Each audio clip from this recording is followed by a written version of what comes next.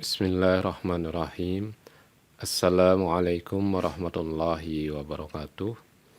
Alhamdulillahirrabbilalamin wa bihi nasta'in ala umuri dunya waddin. Wassalatu wassalamu ala asrafil anbiya wal mursalin wa ala alihi wa sahbihi ajma'in. Amma ba'du. La hawla wa la quwata illa billahil aliyil azim. Rabbi shrah li sadri wa yassir li amri wahlul 'uqdatam min lisani yafqahu qawli.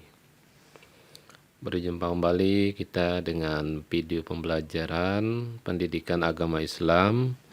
Kali ini untuk kelas 12 pada bab yang ke-6, yaitu dengan judul Cinta Tanah Air dan Moderasi Beragama. Untuk kali ini kita merupakan pertemuan yang ketiga yang akan membahas tentang hadis-hadis tentang cinta tanah air. Jadi pada kesempatan kali ini kita akan membahas tentang hadis-hadis yang berkenaan dengan cinta tanah air.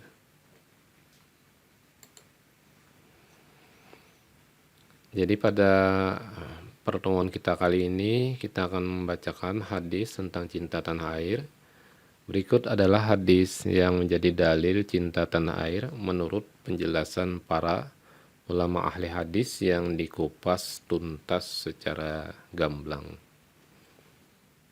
Jadi hadis yang pertama, Bismillahirrahmanirrahim. An Anasin anna Nabi sallallahu alaihi wasallam kana idza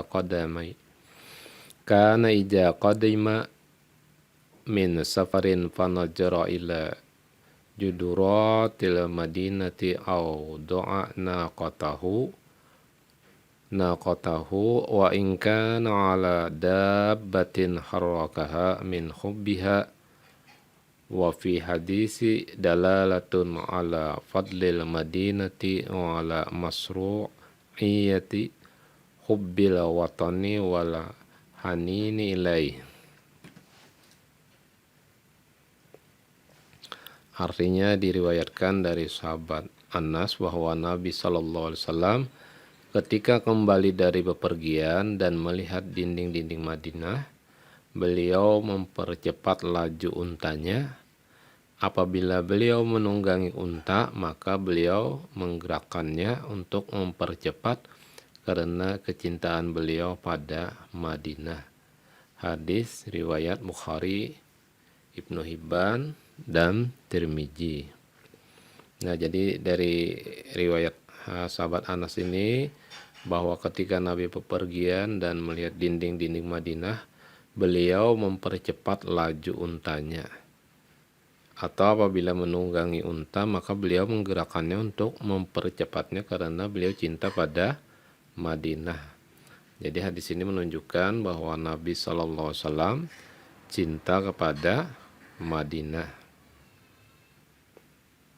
Kemudian Al-Hafiz Ibnu Hajar Al-Asqalani wafat pada tahun 852 Hijriah dalam kitabnya Fathul Bari Syarah Sahih Bukhari, Beirut, Darul Al-Ma'rifah 1379 Hijriah, juz 3 halaman 621, menegaskan bahwa dalam hadis tersebut terdapat dalil atau petunjuk. Pertama, dalil atas keutamaan kota Madinah. Jadi tentang keutamaan kota Madinah.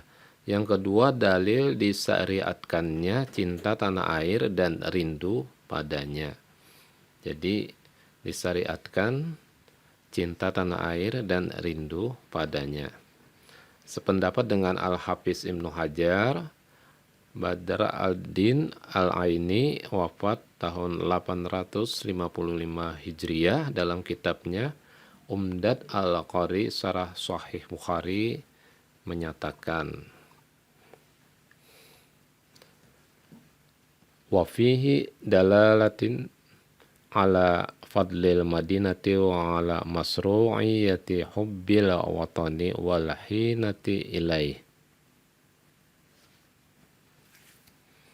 Artinya di dalamnya hadis terdapat dalil petunjuk atas keutamaan Madinah dan petunjuk atas disyariatkannya cinta tanah air dan rindu padanya. Badr ad-Din al-Aini Umdat al-Qari Syarah Sahih Bukhari Beirut Dar Ihya'i at-Turas Al-Arabi Juz 10 halaman 135.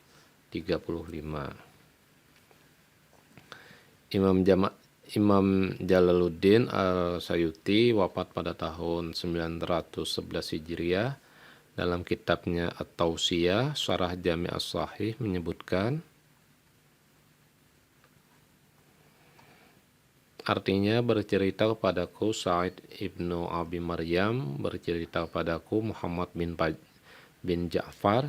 Ia berkata, mengabarkan padaku Humaid bahwasanya ia mendengar Anas radhiyallahu an berkata, Nabi sallallahu alaihi wasallam ketika kembali dari bepergian dan melihat tanjakan-tanjakan Madinah, beliau mempercepat laju untanya.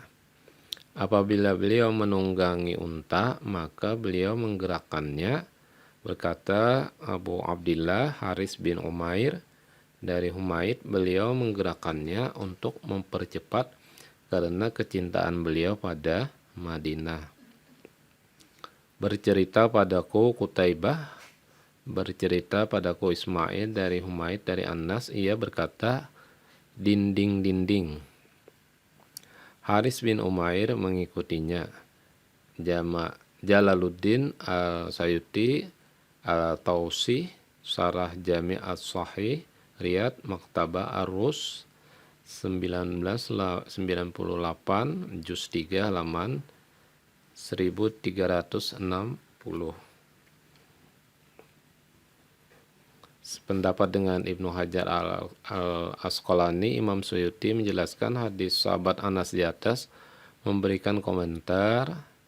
Di dalamnya hadis tersebut terdapat unsur disyariatkannya cinta tanah air dan merindukannya. Jadi hadis tadi menyebutkan tentang disyariatkannya tentang cinta tanah air dan merindukannya.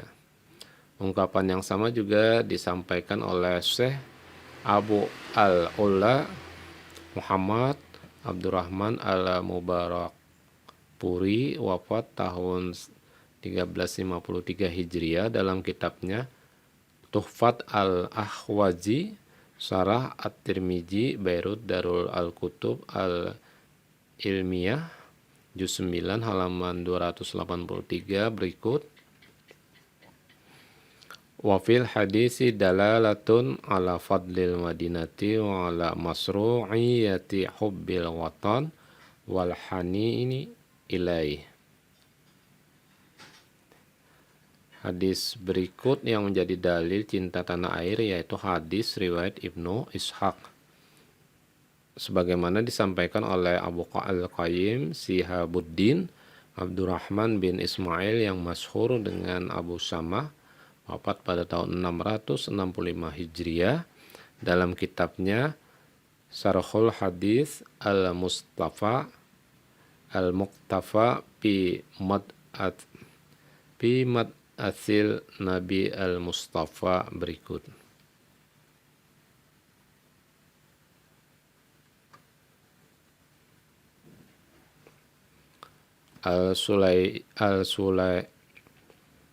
Al-Suhaili berkata, dan di dalamnya hadis terdapat Warakah bahwasanya ia berkata kepada Rasulullah sallallahu alaihi wasallam, sungguh engkau akan didustakan. Nabi tidak berkata sedikit pun. Lalu ia berkata lagi, dan sungguh engkau akan disakiti. Nabi pun tidak berkata apapun. Lalu ia berkata, sungguh engkau akan diusir. Kemudian Nabi menjawab, apa mereka akan mengusirku? Al-Suhaili menyatakan, disinilah terdapat dalil atas cinta tanah air dan beratnya memisahkannya dari hati. Jadi ketika dikatakan akan diusir, maka Nabi menanyakan apakah mereka akan mengusirku. Ini menjadi dalil tentang cinta tanah air. Alhamdulillah.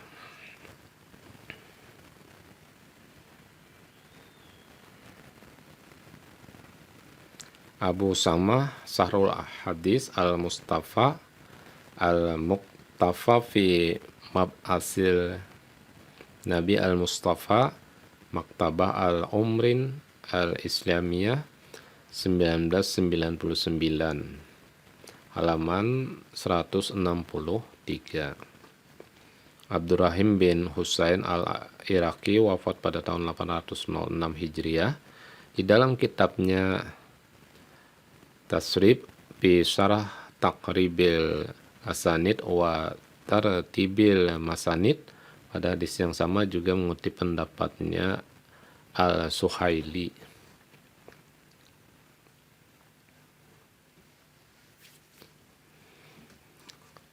Faqala as-Suhaili fiha dalilun ala hubbil watan wa siddati mufaraqatihi ala nafs.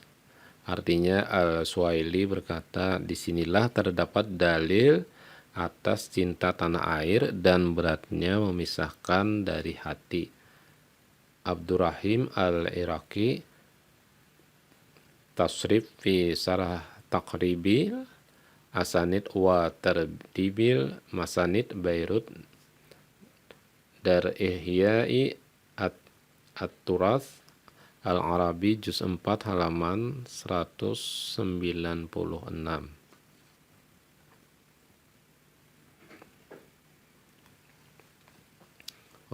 Pemaparan di atas menunjukkan bahwa cinta tanah air memiliki dalil yang bersumber dari Al-Quran dan hadis. Jadi kalau kita cinta kepada tanah air itu memang bersumber dari Al-Quran dan hadis, sebagaimana dijelaskan oleh para ulama seperti Al-Hafiz Ibnu Hajar Al-Asqalani, Imam Jalaluddin As-Sayuti, kemudian Abdurrahim Al-Iraqi, Syekh Ismail Haqqi Al-Hanafi, dan yang lainnya. Sehingga ponis cinta tanah air tidak ada dalilnya jelas tidak benar dan tidak berdasar. Jadi kalau cinta tanah air itu memang ada dasarnya sebagaimana yang telah kita sebutkan tadi sebelum-sebelumnya, dalil tentang cinta kepada tanah air. Jadi memang ada dalilnya. Kalau ada yang mengatakan bahwa cinta kepada tanah air tidak ada dasarnya, itu tidak ada dalilnya, itu tidak benar dan tidak ada dasarnya. Kemudian kita lanjutkan tentang penerapan cinta tanah air dalam kehidupan sehari-hari ya. Yang ke-9, penerapan cinta tanah air dalam kehidupan sehari-hari. Sebagai bangsa Indonesia yang pada saat ini menikmati kemerdekaan dari hasil jerih payah para pejuang, para pahlawan kemerdekaan Indonesia, kita harus melanjutkan perjuangan mereka dengan cara yang berbeda, karena berbeda dengan zaman mereka. Bukan lagi mengangkat senjata ya, kalau orang dahulu yaitu mereka berperang melawan penjajah dan pergi ke medan perang. Tetapi sekarang ini dengan mengisi kemerdekaan dengan cara memakmurkan tanah air ya. Bagaimana kita mengisi kemerdekaan? Dengan semangat yang sama, yaitu kecintaan pada tanah air, kita bisa melakukan banyak hal untuk menjaga dan melindungi bangsa kita dari berbagai ancaman. Karena itu pada saat ini justru lebih banyak hal yang harus kita perhatikan, kita jaga dan kita lindungi. Oleh karena itu berikut contoh sikap cinta tanah air yang bisa kita lakukan dalam kegiatan kita sehari-hari. Yang pertama adalah bangga kita sebagai bangsa Indonesia. Jadi kita sebagai bangsa Indonesia, kita harus memiliki kebanggaan, jangan kita merasa rendah diri dengan bangsa-bangsa yang lain. Kemudian menjaga nama baik tanah air Indonesia. Kita jaga nama baik untuk tanah air Indonesia ini, jangan kita merendahkan daripada tanah air kita ini. Kemudian kita menggunakan hak pilih dalam pemilu. Kalau ada pemilu, nah kita gunakan hak pilih kita dalam pemilu. Kemudian menjunjung tinggi hukum dan pemerintahan. Kemudian aktif berpartisipasi dalam pembangunan nasional. Kita upayakan kita juga aktif dalam pembangunan nasional. Jadi kita harus ikut membangun dalam pembangunan nasional ini. Kemudian menuntut ilmu dengan sungguh-sungguh. Kita harus belajar dengan sungguh-sungguh sehingga kita memiliki ilmu yang bermanfaat untuk kemajuan kita dan bangsa kita. Kemudian melestarikan kebudayaan Indonesia, kemudian menjaga kelestarian lingkungan, yang I-nya menciptakan kerukunan antar umat beragama.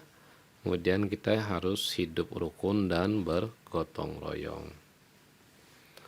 Demikian pertemuan kita pada kesempatan kali ini, mudah-mudahan memberikan manfaat kepada kita semua. Mohon maaf apabila terdapat kehilapan dan kesalahan. Wabillahi taufiq wal hidayah. Wassalamualaikum warahmatullahi wabarakatuh.